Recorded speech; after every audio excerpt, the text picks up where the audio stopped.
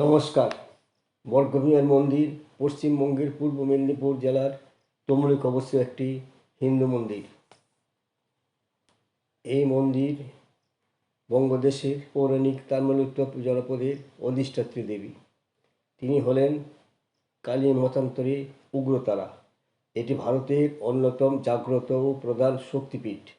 এই শক্তিপীঠকে নিয়ে ইউটিউবের সাহিত্যে নবদিগন্ত চ্যানেলে আজকের ভিডিওটি হলো আমাদের মহান ঐতিহ্য তমলুকের বর্গভীমার মন্দির। গ্রন্থনায় রবীন্দ্র কুমার চক্রবর্তী। পশ্চিমবঙ্গে প্রাচীনতম নগর সভ্যতার নিদর্শনস্বরূপ যে সমস্ত স্থানগুলি আজকের দিনে উল্লেখযোগ্য স্বীকৃতি লাভ করেছে তাদের মধ্যে মেদিনীপুর জেলার তমলুক একটি প্রাচীনতম জনপদ, যাদের মধ্যে তমলুকের বর্গভীমার মন্দির ইতিহাসের নিরিখে এক গৌরবময় স্মৃতির স্বাক্ষর বহন করে চলেছে।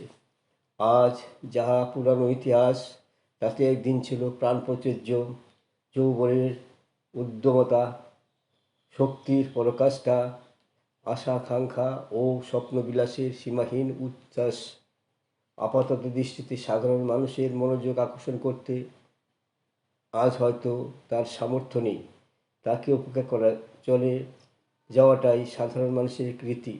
কিন্তু একদিন যখন তাতে প্রাণের স্পন্দন ছিল, কল্লোল ছিল, তখন সেই প্রাণ পুত্তরই অন্যের চোখে ছিল বিস্ময়ে ভরা কৌতূহল।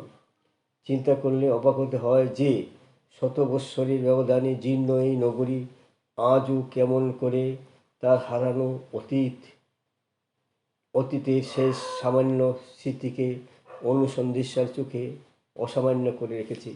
গ্রাম বাংলা তথা বিভিন্ন জেলার আঞ্চলিক ইতিহাস এককালে খুবই উপেক্ষিত থাকলেও প্রত্নতত্ত্ব বিভাগ ও আঞ্চলিক গবেষকদের চেষ্টায় পশ্চিমবাংলায় প্রায় সব জেলাতেই ইতিহাস আবিষ্কৃত হয়ে মানুষের নজরে আসছে। এ ব্যাপারে প্রত্নতাত্ত্বিক গবেষণা ছাড়াও বিভিন্ন ধর্মীয় শাস্ত্র, পুরাণ এবং লোকায়ত একটি সর্বজন প্রথা ইতিহাসের রূপরেখা সৃষ্টি হচ্ছে। তমলুক মহকুমার চারিদিকে ছড়িয়ে থাকা মন্দিরগুলিতে রয়েছে টেরাকোটার অনন্য শিল্পকলা। এই স্থাপত্য নিদর্শ শিল্পে ধরা পড়েছে তৎকালীন সময় ব্যবস্থা, ধর্মীয় আচার ও নৈতিক মূল্যবোধ। ঐতিহাসিক গবেষণার ক্ষেত্রে এই প্রত্নতত্ত্বগুলি মূল্যবান ও তথ্য হিসাবে অত্যাধিক মূল্যবান বিবেচিত হয়েছে। তমলুক চৈতন্য মহাপ্রভু প্রবর্তিত বৈষ্ণব ধর্মের অন্যতম কেন্দ্র ছিল। তমলুক শহরে অবস্থিত চৈতন্যদেবের স্মৃতিবিজড়িত মহাপ্রভুর মন্দির তার উজ্জ্বল নিদর্শন। চৈতন্যদেবের অন্তর্ধানের পর প্রায় তার প্রিয় শিষ্য বাসুদেব ঘোষ বিভিন্ন রাজন্যবর্গের আনুকূল্যে এই মন্দির নির্মাণ করেন এবং মহাপ্রভুর মূর্তি প্রতিষ্ঠা করেন। তমলুক শহরে অবস্থিত মহাপ্রভুর মন্দির এবং জিষ্ণুহরির মন্দির বৈষ্ণব ধর্মের প্রাধান্যের ইতিহাস বহন করে। মধ্যযুগীয় স্থাপত্যের বহু মূল্যবান প্রত্নসম্পদ এবং গঠনশৈলীর নৈপুণ্যিক অসাধারণ মন্দির তমলুক মহকুমার বিভিন্ন স্থানে ছড়িয়ে আছে। এদের মধ্যে বর্গভীমার মন্দির অসাধারণ সৌন্দর্যের অধিকারী। রূপনারায়ণ নদের পশ্চিম তীরে তমলুক শহরের 10 নম্বর ওয়ার্ডের পার্বতীপুরে দেবী বর্গভীমার মন্দির অবস্থিত। এখানে আনুমানিক একাদশ থেকে চতুর্দশ শতাব্দীর মধ্যে দেবীর উদ্ভব ঘটে। বর্গভীমা তমলুকের প্রতিপত্তিশালিনী দেবী। দেবী যে সাধারণ মানুষের ভাবকল্পনায় সৃষ্ট এক অলৌকিক দেবী, তা দেবীকে ঘিরে যেসব কিংবদন্তি রয়েছে তা থেকে বোঝা যায়। দেবী বর্গভীমার মন্দির অন্যতম জ্ঞানপীঠ, জ্ঞানের জনসাধারণের দ্বারা পূজিত হয়ে আসছে। কতই না ঐতিহ্যপৌরাণিক কাহিনী দেবীকে ঘিরে প্রচলিত। দেবী বর্গভীমা তমলুকের অধিষ্ঠাত্রী দেবী। এর পূজা বাংলার অন্য কোথাও হয় না। দেবীর পুজো ব্যবহৃত ধ্যানমন্ত্র বা এই দেবীর পরিচয় বা কোনো প্রামাণ্য সংস্কৃত পুস্তকে না পাওয়া গেলেও দেবী তমলুকের মহকুমার বিস্তৃত অঞ্চলের উপর প্রভাব বিস্তার করে চলেছেন, যা কোনো পৌরাণিক বা কৌলিন্য রয়েছে এমন দেবদেবীর পক্ষে সম্ভব হয়নি। বিভিন্ন মনস্কামনা নিয়ে আজও বহু নরনারী দেবীর শরণাপন্ন হন। দেবীর নিত্য পূজার প্রথা রয়েছে এবং প্রতিদিন 2 বেলা ব্রাহ্মণ দ্বারা তিনি পূজিত হন। পৌষ মাসের সংক্রান্তির দিন দেবীকে বাৎসরিক পূজা উপলক্ষে বিরাট মেলা বসে, বহু লোকের সমাগম হয়। বর্গভীমা দেবীর মন্দিরটির গঠন নৈপুণ্য কৌশল্যে অতীব সুন্দর। মন্দিরটি আজও দর্শকদের বিস্ময় সৃষ্টি করে চলেছে। এটি উড়িষ্যার প্রচলিত রেগদেউলের স্থাপত্যের রীতির অনুভুক্ত। বাংলাদেশে এই মন্দিরটি খুবই কম দেখা যায়। মন্দিরটি বর্তমান রূপরেখা দেখলে মনে হয় মধ্যযুগের প্রথম ভাগে। মন্দিরটি একাধিকবার সংস্কার করা হয়েছে এবং দ্বাদশ শতাব্দীর পূর্বে মূল মন্দিরটাই নির্মিত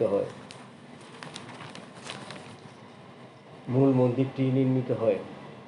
দেবী বর্গভীমার জ্ঞানে যে পাথরের মূর্তিটি পূজিত হয়ে আসছে তার যথার্থ পর্যায়ে আজও সঠিকভাবে নির্ণয় করা সম্ভব হয়নি। তিনি দেওয়ালের মন্দির রেখা দেউল দ্বারা নির্মিত এই মন্দিরটি। বড় বড় অসংখ্য কাঠের গুঁড়ি মাটির উপর বিছিয়ে তার উপর মাটি এবং ইট বিছিয়ে পাথর দিয়ে গেঁথে প্রায় 30 ফুট উঁচু ভিত তৈরি করা হয়েছে।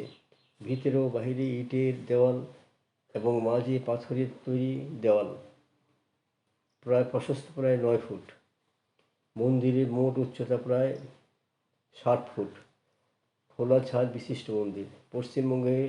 পশ্চিমমুখী দেবী বর্গভীমা মন্দিরটি 4টি অংশে বিভক্ত। অধিষ্ঠাত্রী দেবী বর্গভীমার প্রস্তর মূর্তি সহ মূল মন্দির। এটিকে বড় দেউল বলা হয়। জগমোহন অর্থাৎ যেখানে দাঁড়িয়ে ভক্তরা দেবীকে দর্শন করে বা ভক্তি জানান। তাছাড়া রয়েছে যজ্ঞ মন্দির ও প্রশস্ত নাট মন্দির। নাট মন্দিরের চারদিকে খোলা।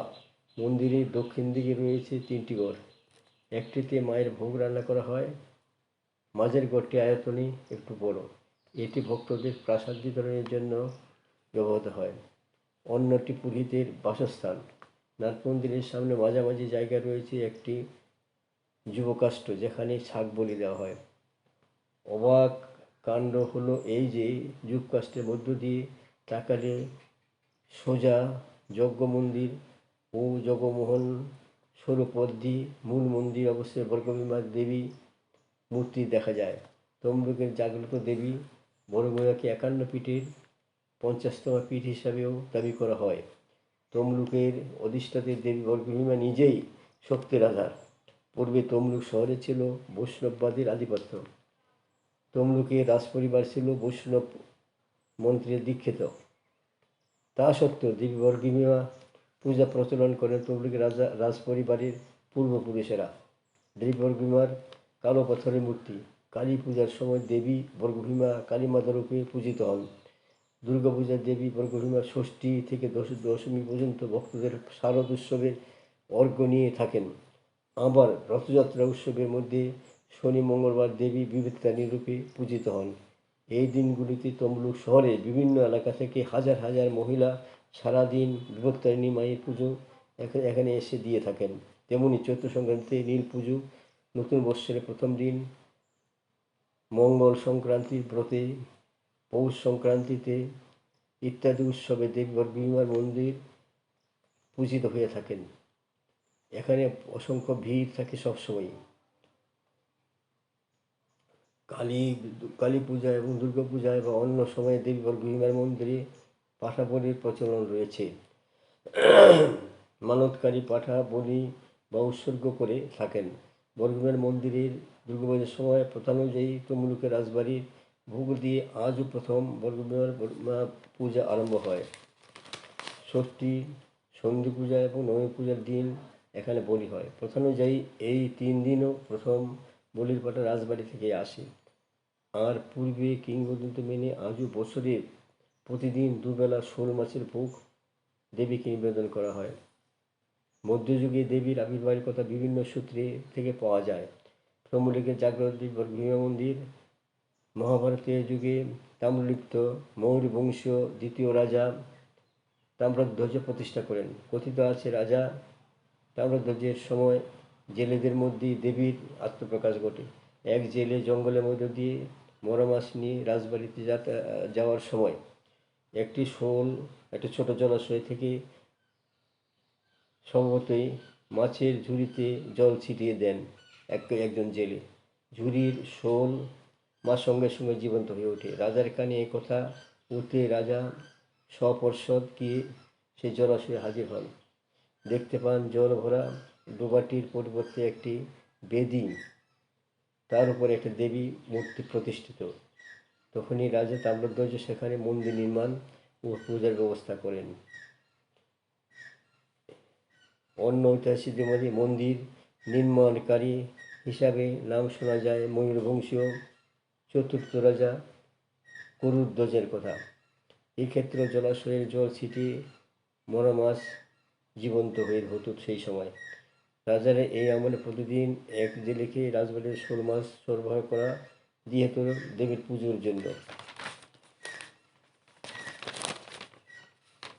এইসব কিংবদন্তি হয়তো প্রকৃতিগত বিষয় ও ঘটনার পরস্পর জনিত স্থানীয় মানুষের সৃষ্ট কল্পকাহিনী। তবু এই কল্পকাহিনী তো ওই সময়ের মানুষের মনে চিন্তা ভাবনা, বোধশক্তি বা অলৌকিক সীমারেখা বোধের এক গ্রাহ্য রূপে তুলে ধরা হয়েছে। ইতিহাসের কাছে হয়তো এর কোনো মূল্য নেই, তবু যুগান্তর ধরে মানুষের অন্তরতম চেতনায় যে উপকথা দেবীর মাহাত্ম্যে অবহনকাল থেকে বহন করে চলছে, তাকে আমরা অস্বীকার করব কেমন করে?